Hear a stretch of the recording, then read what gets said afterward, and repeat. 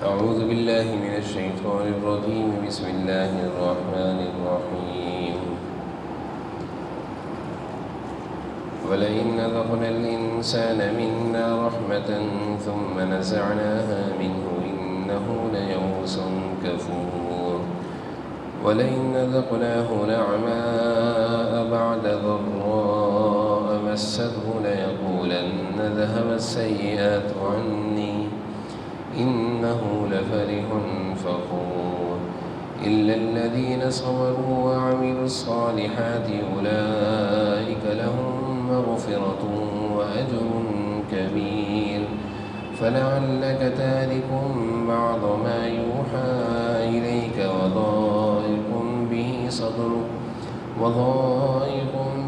صدرك أن يقولوا لولا أنزل عليه كنز أو جاء معه ملك إنما أنت نذير والله على كل شيء وكيل. أم يقولون افتراه قل فأتوا بعشر سور مثله مفتريات وادعوا من استطعتم من دون الله إن كنتم صادقين. فإن لم يستجيبوا لكم فاعلموا أنما أنزل بعلم الله وأن لا إله إلا هو فهل أنتم مسلمون. صدق اللہ العظیم. سورہ ہود آیت نمبر 10 سے آیت نمبر 14 تک کی تلاوت ہوئی. آیت نمبر 8 میں اور 9 میں، آیت نمبر 8 سے تلاوت 9 سے ہوئی، 8 سے ہوئی نہیں 9 سے. آیت نمبر 9 اور 10 میں انسان کی ایک حالت کو اللہ تعالیٰ نے بیان فرمایا ہے. ذرا توجہ سے سنیے گا کہ یہ حالت ہر انسان کے ساتھ ہوتی ہے کہ جب انسان نعمتوں میں ہوتا ہے، اللہ کی طرف سے مزے کی زندگی گزار رہا ہوتا ہے، نہ بیماری، نہ کوئی غم، نہ کوئی نقصان، کاروبار بھی ٹھیک چل رہا ہے اور نوکری اور ملازمت بھی صحیح ہے اور کوئی بیماری بھی نہیں ہے، کوئی پریشانی بھی نہیں ہے، تو پھر بڑا مطمئن ہوتا ہے. اچانک سے جب کوئی بیماری آ جائے، کوئی مصیبت آ جائے، کاروبار چلتا ہوا رک جائے، نوکری ختم ہو جائے تو مایوس اور نا امید ہو جاتا ہے. ایک دم سے کیا ہو جاتا ہے؟ مایوس اور نا امید. ہونا یہ چاہیے تھا کہ یہ سوچتا کہ بھئی اب تک کے حالات تو اچھے تھے نا، اگر ابھی کاروبار نہیں چل رہا تھا، اس سے پہلے تو 10 سال سے کاروبار چل رہا تھا، اس سے پہلے تو کبھی کوئی ایسی بیماری نہیں تھی، ابھی آ گئی، اللہ تعالیٰ اس کو دور کر دے گا. لیکن یہ نہیں سوچتا انسان، یہ ایک دم سے مایوس اور نا امید ہو جاتا ہے. ناشکر ہے. اللہ فرمانے مایوس بھی ہے، ناشکر بھی ہے. یہ پچھلی اچھی حالتوں کو بھول جاتا ہے کہ کوئی تکلیف، کوئی بیماری کے آنے پر پچھلی اچھی حالتوں کو بھول جاتا ہے. تو اللہ تعالیٰ فرما رہے ہیں لیئوس کفور. لیئوس کہتے ہیں مایوس بھی ہے، کفور کہتے ہیں ناشکر بھی ہے.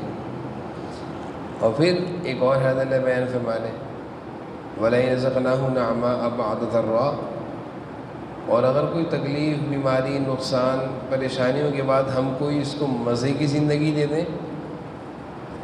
پہلے غریب تھا، ہم نے اس کو مالدار کر دیا. پہلے بیمار تھا، ہم نے اس کو اچھی والی صحت دے دی، اور اس سے ساری تکلیفوں کو ہم دور کر دیں، تو پھر یہ اتراتا ہے، تکبر کرتا ہے، فخر کرتا ہے لوگوں پر، میں ایسا ہوں، اور کہتا ہے میں جدی پشتی ایسا ہی تھا. یہ کہتا ہے کہ میں ایسا ہی تھا، مجھ پر تھوڑی کبھی کوئی بیماری آئی ہے، مجھ پر تھوڑی کبھی کوئی فقر فاقہ آیا ہے، میں کوئی غریب کا بچہ تھوڑی تھا، میں تو شروع سے مالدار ہوں. ہماری بھی اس کی حالت ہے، یعنی اپنی گزشتہ حالت کو بھول جاتا ہے. اچھی حالت بھی بھول جاتا ہے، بری حالت بھی بھول جاتا ہے. ہونا ہی چاہیے. اچھی حالت تھی، بیماری آ گئی، اچھی حالت کو یاد رکھے اللہ نے آپ سے پہلے تو اچھا رکھا. بری حالت تھی، اچھی حالت آ گئی، بری حالت کو یاد رکھیں کہ مجھ پر یہ حالات بھی گزرے ہیں. تکبر کی ضرورت نہیں ہے، فخر کرنے کی ضرورت نہیں ہے. کتنی زبردست آیت ہے. یہ ایسا ہوتا ہے نا ہمارے پاس کہ ہم کوئی اچھی حالت بڑے اچھے رہ رہے تھے، ایک دم سے کوئی تکلیف آ گئی تو ہم مایوس ہوئے تھے، لوگوں کے آگے کہتے رہتے ہیں یار میں تو پریشان ہی رہتا ہوں۔ وہ بھائی اپنی پچھلی حالت تو یاد کرو کتنے اچھے تھے، ایسے حالات آ گئے، اس سے پہلے کتنے اچھے حالات تھے، کتنے مزے کی زندگیاں تھیں۔ اسی طرح کمزور تھے، بیمار تھے، پریشان تھے، اللہ نے بیماریاں، کمزوریاں، پریشانیاں دور کر دی، اب اچھی حالت اللہ نے دے دی تو اللہ کو ہی بھول کے سمجھتے کہ یہ سب کچھ میرا کمال ہے، اتراتے ہیں، فخر کرتے ہیں لوگوں پر۔ تو اللہ فرما رہے ہیں یہ دونوں حالت اچھی نہیں ہے۔ پھر اللہ تعالیٰ فرما رہے ہیں کہ ہاں جو ان دونوں حالتوں میں صبر سے کام لے اور نیک کام کرے، برے حالات آ جائیں صبر کرے، اچھے حالات آ جائیں شکر کرے، صبر سے کام لے اور نیک اعمال کرے، اللہ فرما رہے ہیں ایسے لوگوں کے لیے تو ہماری طرف سے مغفرت بھی ہے اور اجر بھی ہے۔ ایسے لوگ تو معلوم یہ چلا کہ اچھی حالت میں شکر اور اچھی حالت میں رہتے ہوئے پچھلے حالات کو اپنی اوقات کو مت بھولو، لوگوں پر اتراؤ مت کہ میں بہت کچھ تھا اور ہوں، نہیں، پتہ نہیں انسان۔ میں آپ سے عرض کروں، ہم تو دیکھتے ہیں، آپ لوگ تو دیکھتے ہی ہیں نا کہ کتنے ایسے لوگ تھے بڑے صحت مند تھے، اچانک سی بیماریاں جھٹ کر کے گر گئے، جسم ہی گرتا چلا گیا، بڑے مالدار نے کوئی نقصان لگا، کوئی پریشانی لگی، سارا مال جانا شروع ہو گیا۔ ایسے ایسے لوگ ہیں جو دوسروں کو دیا کرتے تھے اب دوسروں سے مانگ کر کھا رہے ہیں، ایسی بھی حالات۔ ان حالات سے ڈرتے رہنا چاہیے بھائی۔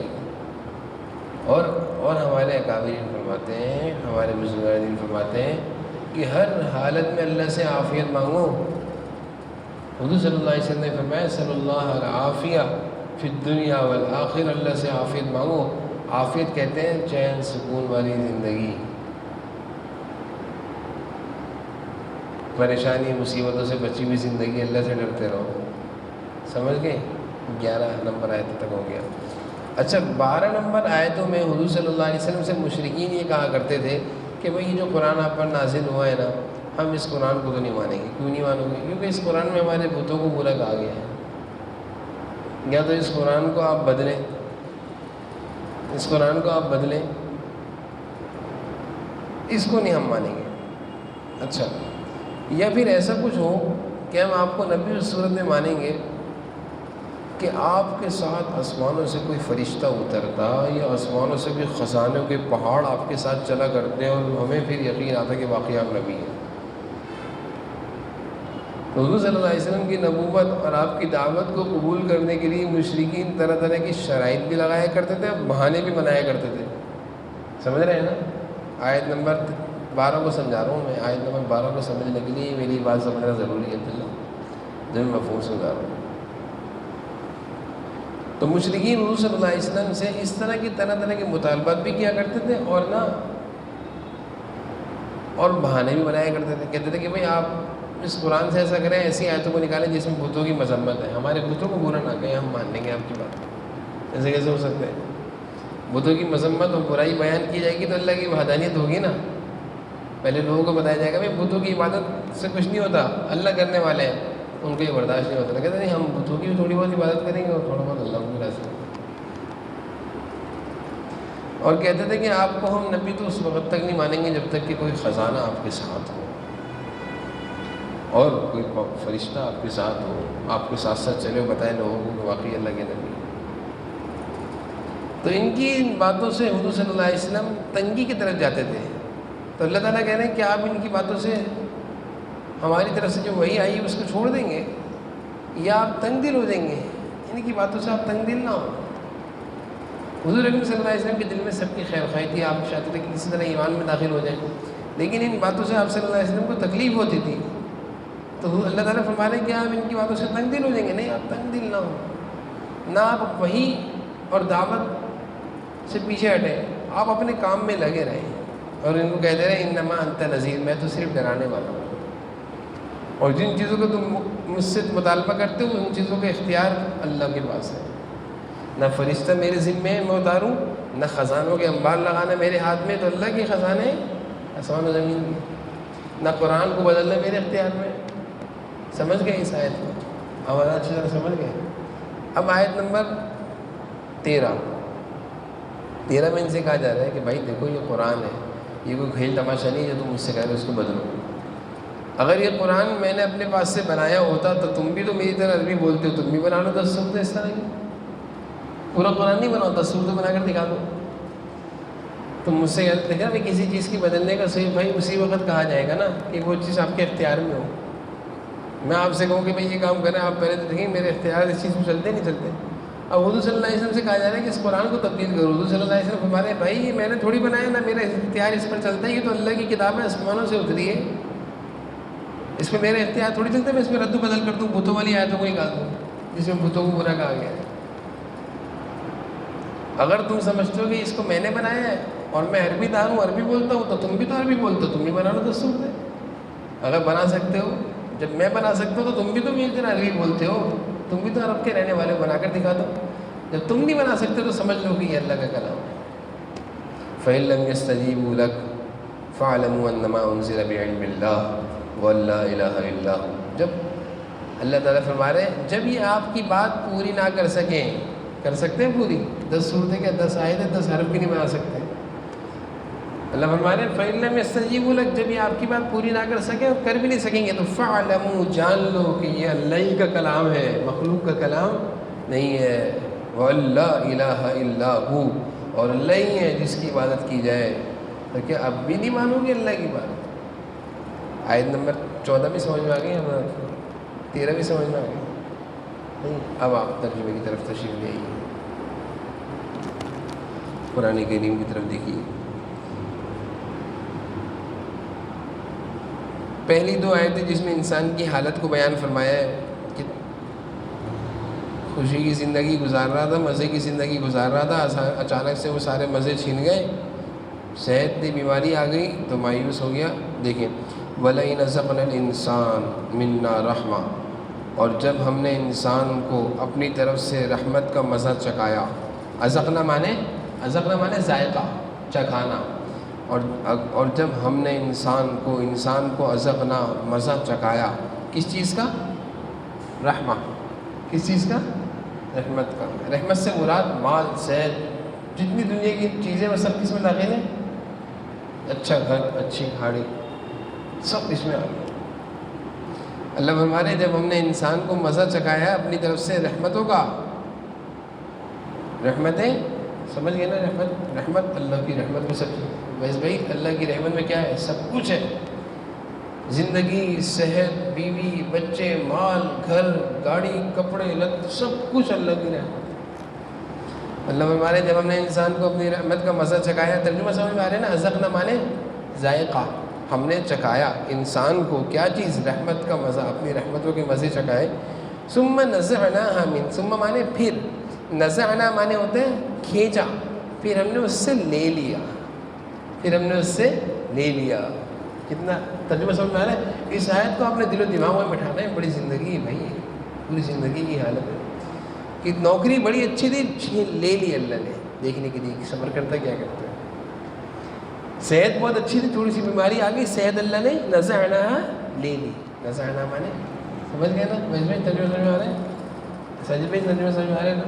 نزعنا من، اب کیا ہوتا ہے؟ انہو لیئوس کفور، لیئوس مانے مایوس، لیئوس مانے لکھے مایوس، کفور مانے ناشکر ہے۔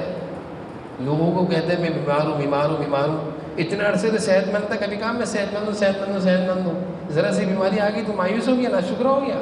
اللہ تعالیٰ فرما رہے ہیں، اللہ تعالیٰ ہم سے شکایت کر رہے ہیں کہ تم لوگ ایسے میرے ناشکر ہیں، ہاں جگہ جگہ میری برائی کرتے ہو۔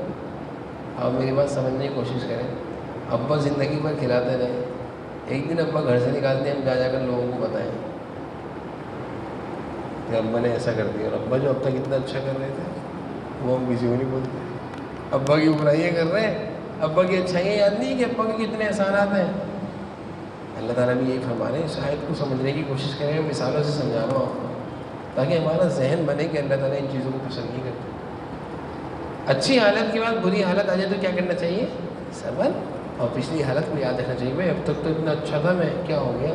اگر آج بیمار ہوں، اللہ اس کو بھی ٹھیک کر دیں گے انشاءاللہ۔ اب دوسری حالت کیا ہے؟ وَلَئِنْ أَذَقْنَاهُ نَعْمَاءَ بَعْدَ ضَرَّاءٍ۔ دوسری حالت یہ ہے کہ اب تک بیچارے کے پاس مال نہیں تھا، اللہ نے پتہ نہیں اس پر فضل فرمایا اور خوب مال دے دیا۔ وَلَئِنْ أَذَقْنَاهُ نَعْمَاءَ، اذقنا مانے ہم نے نعمتوں کا مزہ چکھایا، نعمہ مانے نعمتوں کا مزہ چکھایا۔ کب چکھایا؟ بعد ضراء، ضراء کہتے ہیں مصیبتوں کے بعد، تکلیفوں کے بعد، پریشانی کے بعد۔ صحیح بھائی سمجھ میں آ رہی ہے نا؟ تکلیفوں کے بعد اللہ نے چاہا اس کے حق میں ماں باپ کی دعا قبول ہو گئی۔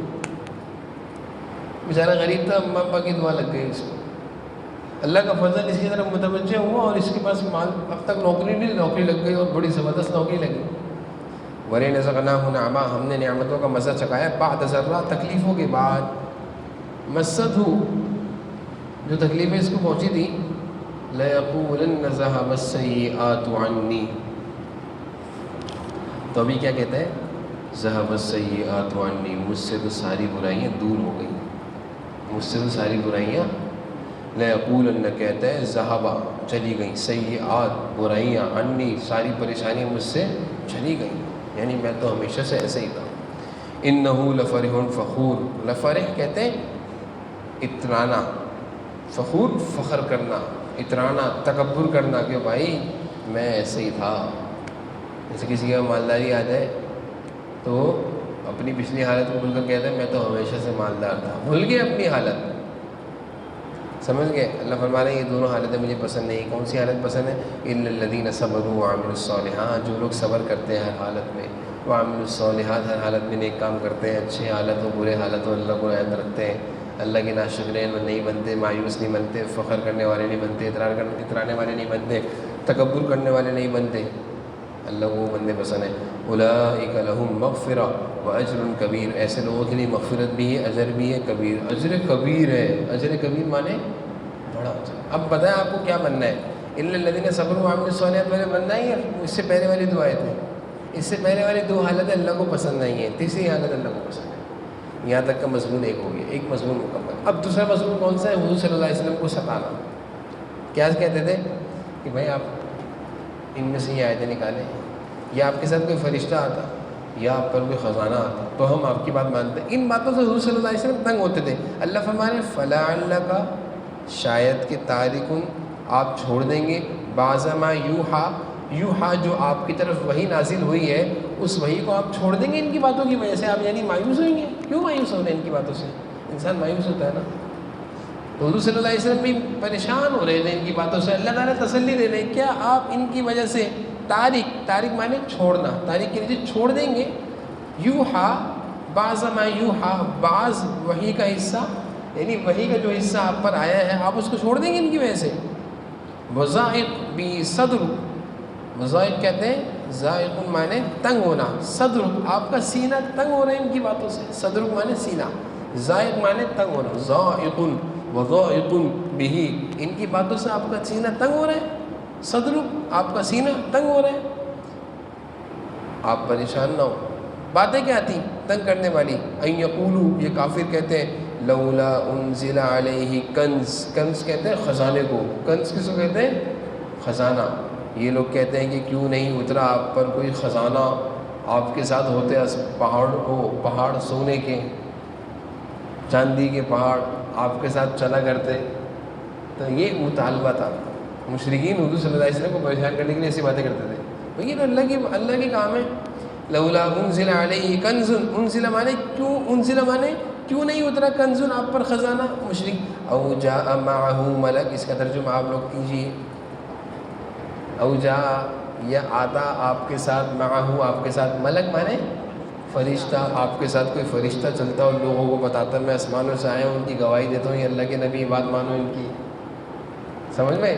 یہ دو باتیں تھیں حضور صلی اللہ علیہ وسلم کو ستانے کے لیے، اور ان دو باتوں کی وجہ سے ہوتا کیا تھا؟ آپ صلی اللہ علیہ وسلم تنگ ہو جاتے تھے۔ سمجھ گئے؟ یہ آیت سمجھ میں آ گئی؟ پوری آیت سمجھ میں آئی؟